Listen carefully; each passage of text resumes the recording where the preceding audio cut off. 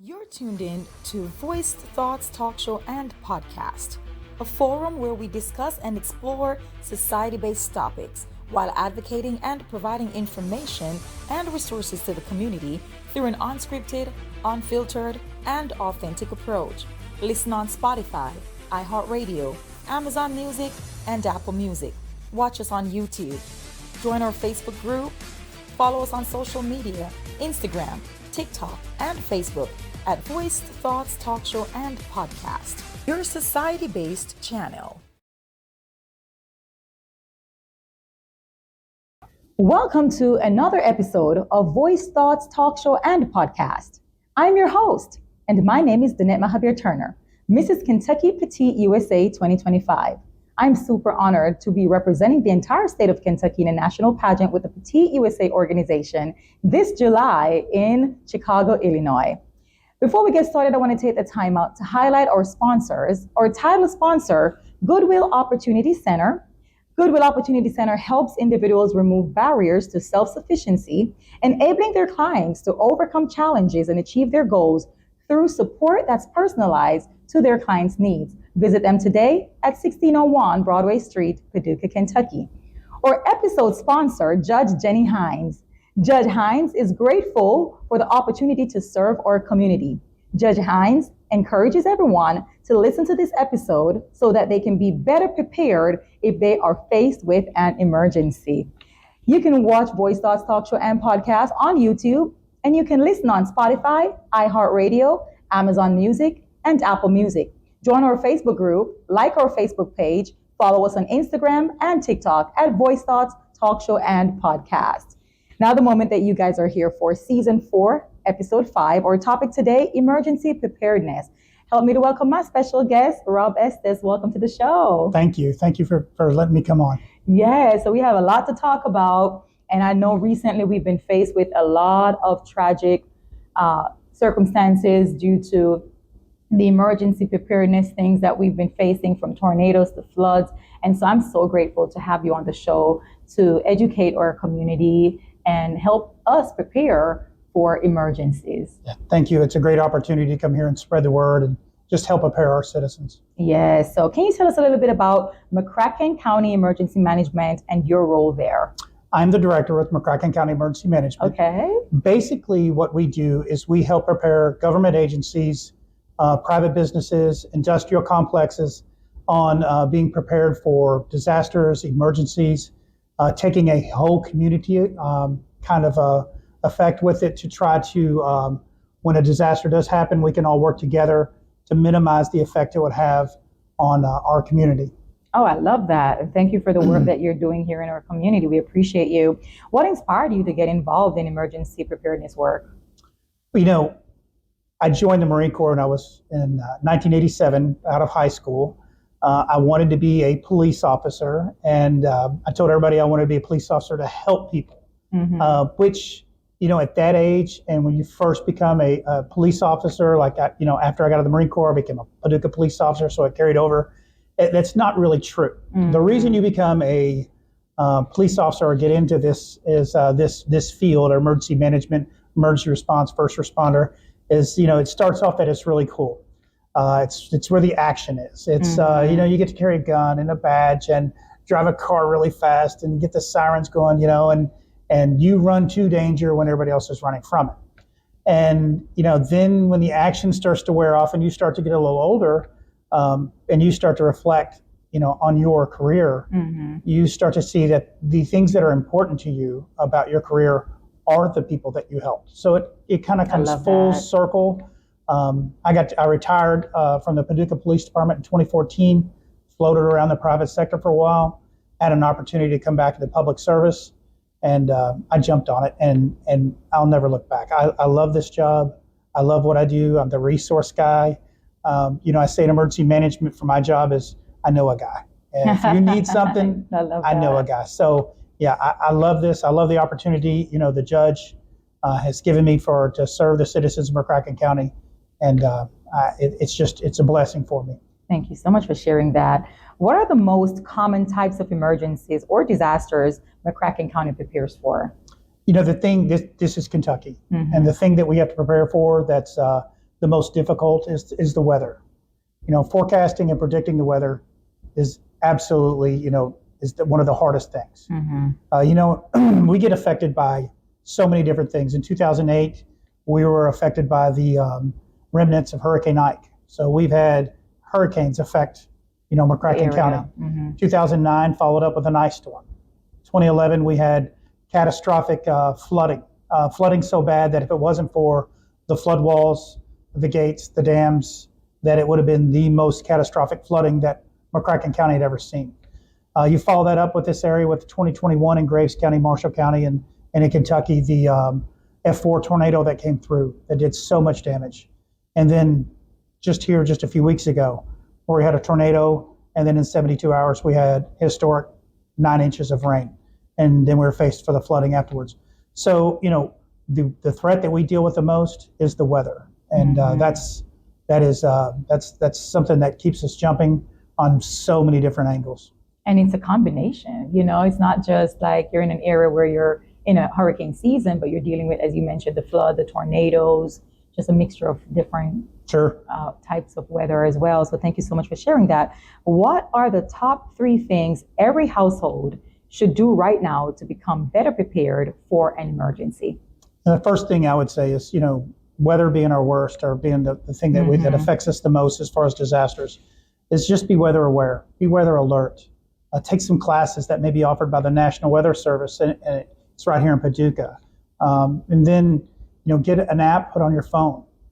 Make sure that you have maybe a NOAA weather radio, something to get you more alert, more aware of what's going on. The next thing I would say is just to make a plan. Make a plan that's fit to you, that's fit to your home, to your household.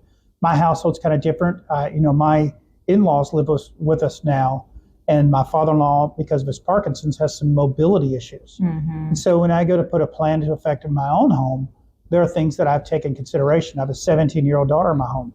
I have, my father-in-law who's got mobility issues. And so, I'm lucky. My wife's an occupational therapist, and so she's really good with all this. And so his mobility issues, we have our plan to fit that. Right. And for the third thing, I would say, document everything you have in your home. Update that. Keep that up. And maybe, when you change your batteries out of your smoke detectors, make sure that you go through and document everything that you have. Put it on a camera, on a phone, save it somewhere, email it to yourself so you can save it and you can access it somewhere else. Because if you do have a disaster and you lose your home, this is what's going to prove what's in your home. And these are cheap. I love that. Love that. All right. So, how does your office engage with the community in preparedness efforts? We, like I said, the classes we offer, and we host some of the classes in our office from the National Weather Service. We work hand in hand with them. We do a lot, and we engage through social media. We're, on Facebook, X, and Instagram.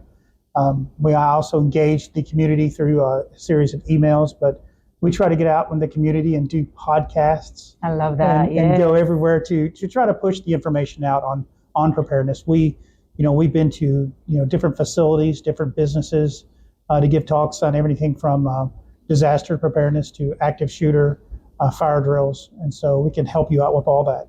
I love that. And that was going to be my next question. So you mentioned drills and different sessions. So how can people listening or watching this particular episode find these drills, know where to go to get into a session, or how to, for volunteer opportunities? How do they know about that? We in emergency management, I'm also, I supervise our rescue squad, the McCracken County Rescue Squad. It is an all volunteer rescue squad.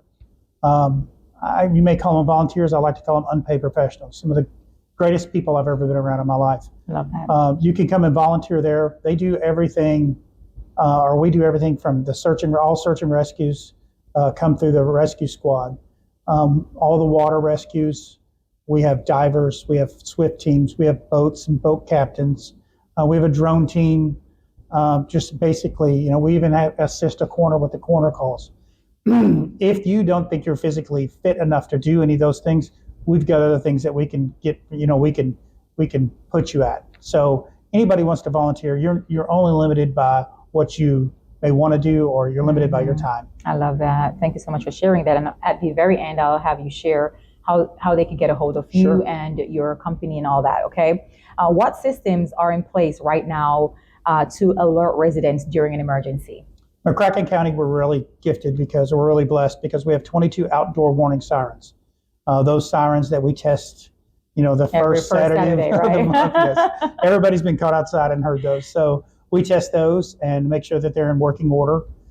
They do get hit by lightning. They do have squirrels, chewing wires, birds build nests. We test them, and if there's something to be repaired, then we get them repaired. We also have something new that's coming out. It'll be coming out next week, so watch our Facebook page. We're going to be implementing a system called Darcy, and Darcy's going to be to where we'll be able to give you up-to-date and real-time messages. Wow. And so you'll be able to have an app on your phone, and we're working with the McCracken County Sheriff's Department, so we'll be able to push messages out in real time to you. I love that. Love that. Thank you so much. How can people sign up for those other local alerts that you mentioned that are currently in existence and stay informed in real time until that program? So in Sure. case something happens in the next week before this program comes out, how are they currently staying informed? If you would like, one of the things I also do is I have a group that I email. I'm kind of a weather nerd. And so one of the things that I do is all of our weather updates, working with the National Weather Service so closely. We have a conference call every week, and sometimes multiple times during the week or multiple times during the day. And so I get these packages that come out with graphics and everything. The National Weather Service is absolutely wonderful to send us this information and put it in graphics that it's easy to read, easy to understand. So if you would like, I'll give my email address out. People could email me and I can email them. I've got a big list that we have growing and email them to businesses. And it's for you to print out and put in your business, you to keep at your home, keep on your phone, keep whatever, but we send those out. Now, some of those may come out at 4:00 in the morning. So make sure if you don't want to get an email at 4:00 in the morning from me, make sure that put your notification right. Turn off your notifications. That's right. Silent them. All right. Now here's something. I'm going to flip the script. Now, can you share a past emergency situation? And you've shared one, but what was learned from it? One of the things that with all of our emergencies, and I'll just use the last one, the last disaster we had a few weeks ago. We had a tornado come through, and we had, it was still raining.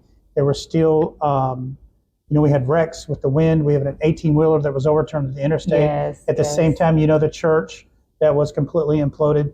Near the airport. Right, because you were out there, you saw that. We had so many things going on. And we had guys from, the road department, McCracken County Road Department.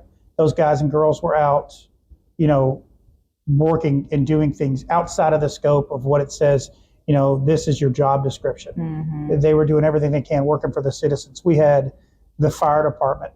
We had the rescue squad doing, everything they can just to get everything, trying to bring things back to a normal for the people, get them to where they can get back to their houses. We had the McCracken County Sheriff's Department. We had deputies with chainsaws, cutting trees and pulling them out of the roadway. And one of the things that I learned from that is that, the best of the best are your employees here in McCracken County. And to be able to work with them, the unpaid professionals, the paid professionals, just to see how they care so much for everybody, and just to get, to work so hard. This is, 1, 2, 3 o'clock in the morning, 4 o'clock in the morning. There are people out there to make sure that when you woke up, it's not going to be that bad, or that they're going to get things cleared so the utility workers can get your power back on. And they're working, endlessly, and no complaints, nobody complaining, everybody just working hard, skipping meals, skipping everything, just to make sure that they can serve the citizens. I love that. They're passionate. Yeah, they're passionate people. What is one common myth about emergency preparedness that you'd like to debunk? Outdoor warning sirens. I get a lot of calls and a lot of complaints that people weren't, that the outdoor warning sirens didn't wake them up. Outdoor warning sirens are exactly what I say they are. They are what I just said. They are outdoor warning sirens. They are there to warn you if you're outdoors that you need to get inside. If you're inside, sound of the siren, sound is vibrations. Vibrations will be affected by rain that's hitting your roof.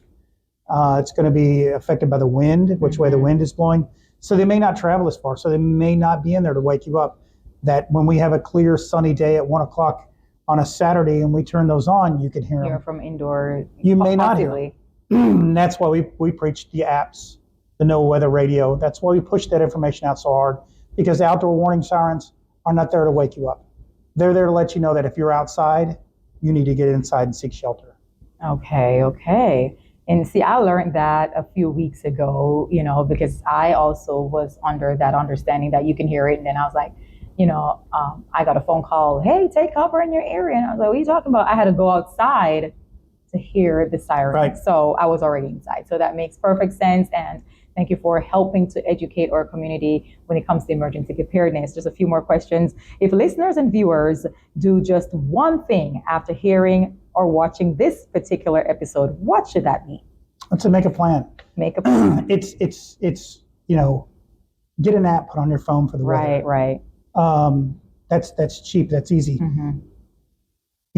People think because you're prepared, it's expensive.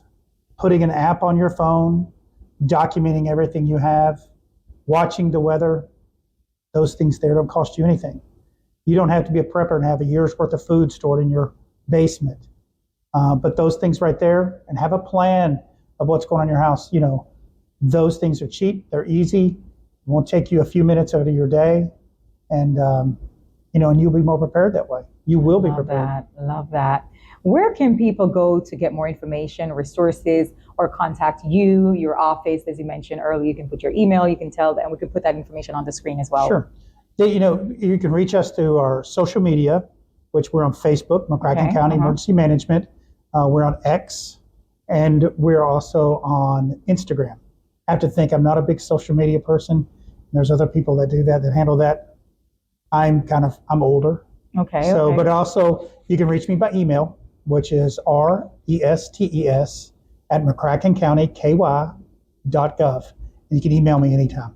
Definitely. We'll put that information on the screen if you're watching. And if you've listened, you can go back and replay that part and write down Rob's email on there. Thank you so much for being on the show today. Thank you. Very insightful, very resourceful. We appreciate you for taking the time out today to join me here on Voice Thoughts Talk Show and Podcast. And thank you for what you do for our community by getting information out, by just making it a more interesting place to live.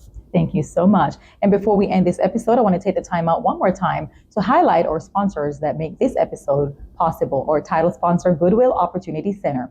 Goodwill Opportunity Center helps individuals remove barriers to self-sufficiency, enabling their clients to overcome challenges and achieve their goals through support that's personalized to the client's needs. So definitely visit their space, 1601 Broadway Street, Paducah, Kentucky. Our episode sponsor, I want to say thank you to Judge Jenny Hines. Judge Hines is grateful for the opportunity to serve our community, and she encourages everyone to listen to this episode so that they can be better prepared if they are faced with an emergency. So if you're listening or watching this episode, click the link, copy that to your friends and family, and help to educate our entire community. Again, where you can find us. You can watch us on YouTube. You can listen on Spotify, iHeartRadio, Amazon Music, and Apple Music. Join our Facebook group, follow our Facebook page, follow us on Instagram and TikTok at Voice Thoughts Talk Show and Podcast. I have been your host. My name is Danette Mahabeer-Turner, Mrs. Kentucky Petite USA 2025. I will see you on the next episode. God bless.